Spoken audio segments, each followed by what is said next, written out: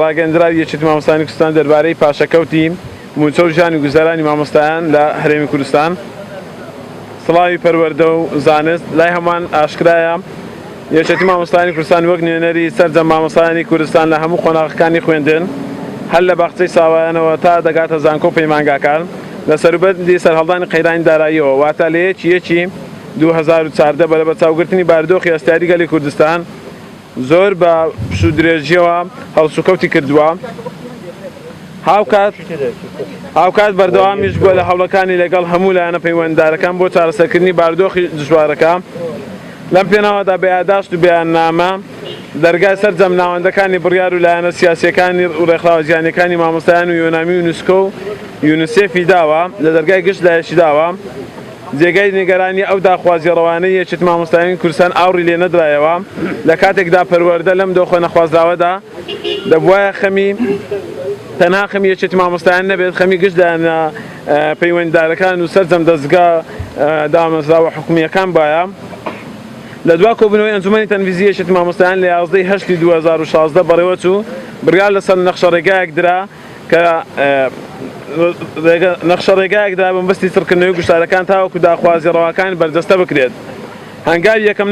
لەو نەخشە ڕێگایەدا بە یادداشت لێبوو کە لە کاتی خۆیدا ئاراستەی لایەنە پەیوەنددارەکان کرا. هەنگاوی دووەم گرتبوونەوەی سەرتاسەریە کە ئەمڕۆیە لەسەر ئاستی سەرجەملەخەکانی یەکێتی مامۆستایانی کوردستان ئەمڕۆ ئەنجام درا. بێگومان هەنگاوی سێمیشی لە زنجیرە هەنگاوەکانی خەباتی مەدەنیانەی یەکێتی مامۆستایان بڕیاری لێ دراوە. ئومێدەواری وەڵامی ئەم داخوازیانەمان بدرێتەوە قۆناغی سێم هەنگاوی سێم نەبڕین. داواکاریەکانمان کە لە یادداشتی پێشووتر ئاماژەی پێوەکرا و پێنج داواکاری سەرەکی بوون لە ئێستادا سێ داواکاری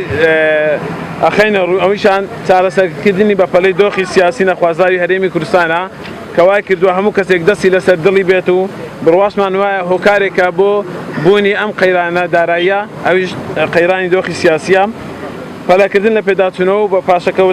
پاشەکەوتی تانەبڕووکێنەی موچە و ڕێکپێکردنی لە کاتی خۆیدا و بەدڵنیاییەوە ئەگەر کارێکی لەو شێوە نەکرێت نابێت چاوەڕوانی بەڕێوەچوونی پەروەردەی پرۆسەی پەروەردە و فێرکردن بین لە هەروە خوێندنی باڵاش لە کوردستاندا. خێراکردنی هەنگاوەکانی چاکسازی کە پێمان وایە بەو پرۆسەیە بەشێک لەو ئێش و ئازاری هەموو مامۆستایان و فەرمانبەران تێکەوتون گرفتاری بوون چارەسەری دەبێت. داواکارین بە زووترین کات وەڵاممان بدرێتەوە ئەگەر نابەردەوام دەبین لە گوشارە مەدەنیەکانمان بەپێی بڕیارەکانی ئەنجومەنی تەنفیزی دەبێت ئەوش بگوترێت ئەو هەنگاوانە پەیوەندی بەلایەنی سیاسی و بۆ هیچ لایەنێکی سیاسیش نییە تەنها بۆ خۆشگوزەرانی ژیانی مامۆستایان و فەرمانبەرانە. دوازاریش بۆ باش بەڕێوەچوونی پرۆسەی پەروەردە و فێرکردن و خوێندنی باڵایە لە هەرێمی کوردستاندا. لەگەڵ ڕێزماندا کتێبی سکرتاریەتی یەکێتی مامۆستایانی کوردستان 25 2016 بەڵێ ئێمە ڕامانگەیاند و پێشوەخت لە ئەنجومەنی تەنفیزی کە بەشداری زەنجی قوتابخانە لێ نادرێت داوا لە مامۆستایانەکەین کەوا بەشداری نەکەن نەچنە قوتابخانەکان بۆ لێدانی زەنجی خوێندن. ئەو وەکەوەی بڕیار نەدراوە لە 27 مانگ بەشداری خۆپیشاندانەکان بکەین بەڵکو بایکۆتی زەنجی خوێندگاکانەکەین واتە بەڵکو ئەگە وەڵاممان نەدرێتەوە بایکۆتەکەین لە زەنگ لێدان لە قوتابخانەکان. گربوونەوەی ئەوڕۆمان وەکو مامۆستایانی سنووری سۆران لە دژی ئەو ناددادپەروەردەی کە بەرامبەر بە موچەی مامۆستایان و هەروەها تەواوی موچەی فەرمانبەران هەیە. ئێمەش ئەوەندە شارەزاییمان هەیە کە ئەو بارودۆخەی لەسەر هەرێمی کوردستان هەیە بەڵام دەزانین کە ئەو داهاتوو سەر سامانەی کە لە هەرێمی کوردستان هەیە بەشی موچەمان دەکاتن. لەبەرەوەی دەبێت بزانین لە هەرێمی کوردستان کە بەپێی ئەو داتانەی کە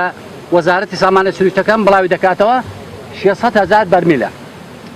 ئەی داهاتە ناوخۆیەکان. بەڕاستی ئەو وەزعی کە لە کوردستان ڕۆدا یعنی لە هیچ دەوڵەتێکی لە هیچ وڵاتێکی جیهان نەمزانی و کەشتی وهانە ببێتن. جارێکیان لەسەر کوێتان پرسی لە قەیرانژێرە کە نەبوت هات بە $9 لیان پرسی سەرۆک پێمان باشە کە تو موچەی فەرمانبەران کەم کرد گوتی دەستی خۆم دەبڕم ئەو کات موچەی فەرمانبەران کەمەکەمەوە ئەی ئەوانە بەچی چارەسەری قەیراندارایی دەکەن ئەم کوردستانی ئێمە بەبێ پلانیا بۆ قەیراندارایی پێ چارەسەر ناکرێت ئەگەر تەماشا بکەین لە یۆنان گەورەی قەیراندارایی ڕوویدا ئایا پەنابەر دەبەر کەمکردنەوەی موچەی فەرمانبەران بێگومان نەخێر هەستا بە چەند ڕێگاچکە کە دابینکردنی موچە و داهات و ینی کردنی حەلی سیاسی عەلی وەزعی ئابووری چارەسەر کرد و دەستخۆشی لە مامۆستا بەڕێزانەکەین کە توانیان ئەمڕۆ لێرە ئامادە بن و بەڕاستی ئێمە وەکو مامۆستایان دەمانەوێت فشار دروستکەین لەسەر حکوومەتی هەرێم چونکە بەڕاستی حکوومەتی هەرێم تاوەکو ئێستا بەدەم داخوازەکانی مامۆستایانەوە نەهاتووە ئەمەش لە کەم تەرخەمی و بێپلانی حکوومەتە بۆیە داوا ئەکەین هەرچەندی زووە حکوومەتی هەرێم بەڕاستی چاوخشانێک بە موچەی مامۆستایان و بە حاڵ و گوزرانی مامۆستایاندا بکاتەوە چونکە بەڕاستی مامۆستایان ناتوانن لە شوێنی دوورەوە